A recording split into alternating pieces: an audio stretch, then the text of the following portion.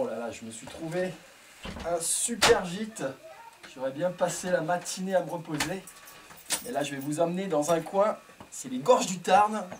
C'est super beau, je sens qu'on va se régaler.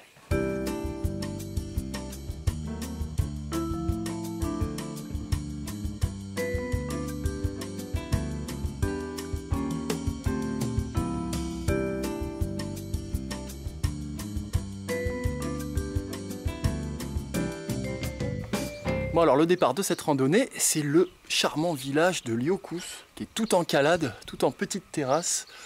Un travail de la pierre qui est juste magnifique. J'adore. Le village voisin, c'est Mostuéjouls. Et en bas, dans la vallée, on aperçoit le rosier et Pérelot. Allez, c'est le départ du sentier. Direction la corniche des Gorges du Tarn. Première impression, le printemps est là, et bien là. Température agréable, cerisier en fleurs, bourgeons en train d'éclore, que du bonheur. Bon alors quel est le programme aujourd'hui dans Carnet de Rando? Alors déjà, on est dans l'Aveyron et on va remonter en fait le long de la vallée du Tarn, dans les gorges proprement dites, juste au-dessus. Je vais vous emmener à la découverte du cirque de Saint-Marcellin et j'espère qu'on verra aussi quelques beaux spécimens de vautours. Le bouledras, comme on l'appelle ici. Alors qu'il y en a plein, j'en ai déjà vu voler assez haut. On va essayer d'en avoir de plus belles images encore. On y croit. Le sentier des Marans-Balcons, à mi-chemin entre le sommet du Roc des Agudes et le Tarn en contrebas. Le randonneur évolue dans un paysage surprenant de roches monolithiques étrangement érodées. En dissolvant les parties les plus solubles de celles-ci, l'eau de pluie a fini par créer ces formations spectaculaires. À l'abri sous les falaises, de surprenants petits villages troglodytiques font leur apparition. Bon, me voilà arrivé au village tout restauré là. Ils se font monter leurs affaires par un petit treuil qui est là, avec une splendide vue sur le Tarn. Je pense que je vais m'arrêter manger et profiter du vol des vautours, ça commence à bien tourner là. Regardez. Ce n'est pas la première fois que je croise les vautours fauves dans Carnet de Rando. Après ceux du Verdon, puis du Vercors, voici ceux des Gorges du Tarn.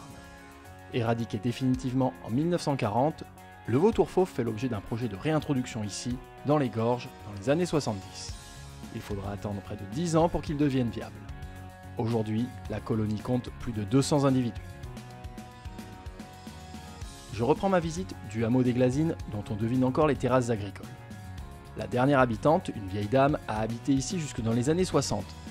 Si quelques habitations semblent recevoir encore de la visite, l'ensemble a été depuis livré à la nature et aux randonneurs.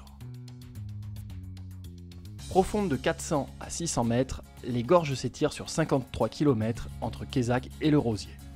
Le Tarn, quant à lui, arrive des pentes du Mont Lozère avant d'entamer la traversée des Causses. Ici, c'est autant le paradis des marcheurs que des amateurs d'eau vive et des grimpeurs. Ah, un petit peu d'ombre, j'avoue que je ne boude pas mon plaisir. C'est pas encore l'été, le printemps démarre juste, mais la chaleur pousse déjà pas mal dans les gorges. En plein été, ça doit être un cagnard de malade là-dedans. Le moment est venu de franchir le cirque de Saint-Marcellin, un bel amphithéâtre de 200 mètres sur 1200 mètres. Il donne accès au second hameau troglodytique sur notre route, celui de Saint-Marcellin. Bon bah voilà, arrivé au deuxième hameau troglodytique, après les Glazines, Saint-Marcellin, rien à voir avec le fromage de l'Isère, juste un tout petit hameau niché sous la falaise. Des travaux de restauration ont été lancés par l'association des Amis de Saint-Marcellin. Maison, chapelle, four à pain se découvrent au gré de la visite. À la sortie, une petite source permet de se rafraîchir avant de partir à l'assaut du Causse. Eh bien, quel panorama! Juste derrière moi, c'est le Causse-Méjean. Voilà, on a le Tarn qui est en dessous, qu'on a longé sur ce sentier en balcon. Là, je suis en train de grimper, c'est sur le Causse de Sauveterre. Et le dernier des Causses, c'est le Causse Noir, côté Lozère, on ne le voit pas. Je vous le montrerai quand on arrivera au-dessus du village. Allez, on continue. En prenant de la hauteur, le point de vue sur les gorges change. Les formes incroyables découpées dans la roche se révèlent. Et la vue sur le Tarn, à nos pieds, devient franchement spectaculaire. Une fois sur le Causse, ombre et fraîcheur sont au rendez-vous avec une seconde source, entièrement potable, abrité au cœur d'une accueillante pinède. Donc me voici sur le causse de sauveterre. Alors changement de végétation du tout au tout. C'est plus de la pinède ici, avec de très beaux passages bien ombragés. Et des petites clairières comme ça, qui permettent d'avoir une vue un petit peu plus lointaine sur le causse Méjean là-bas. Et peut-être même que c'est les Cévennes tout là-bas derrière. J'y mettrai ma main à couper.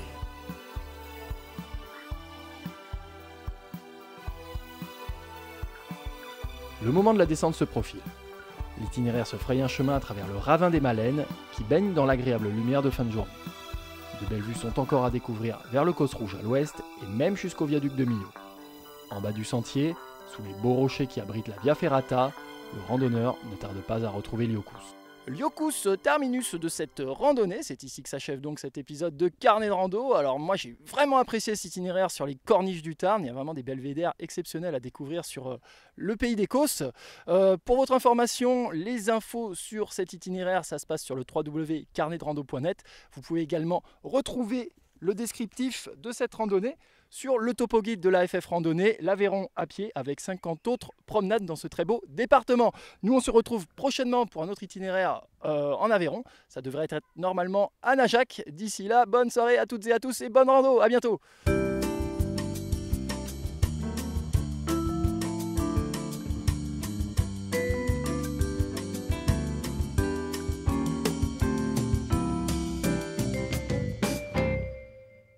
Aurais-tu une âme d'agriculteur? Carrément quoi.